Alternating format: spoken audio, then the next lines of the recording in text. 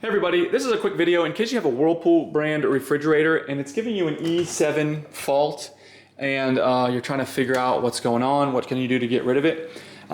So the E7, like some of the other errors, is a temperature fault. It's not sensing the right temperature in the refrigerator freezer area. And so a couple of the standard things that cause issues like this in a refrigerator are, as you may know, all of the cooling comes from the freezer, and then based on the cooling needs of the refrigerator, that cooling is circulated to the refrigerator. So anything that prevents that circulation could be causing this problem.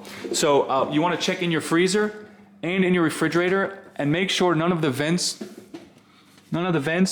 are blocked by things, so that air can circulate freely. And then you also want to make sure in your freezer that if there's a ton of ice buildup, that can also prevent proper air circulation. You know, it's also conceivable that you got this error just because you've left the door open too long, or you put something hot in the refrigerator and it's just keeping it warm for a long time.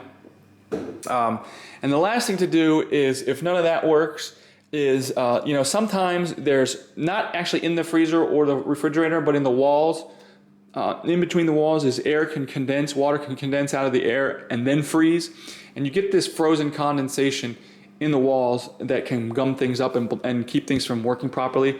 And the only way to get rid of that is to just do a full defrost. That means, you know, it's annoying to do, but take everything out of your fridge or freezer and just unplug it and let it warm up for like a whole day.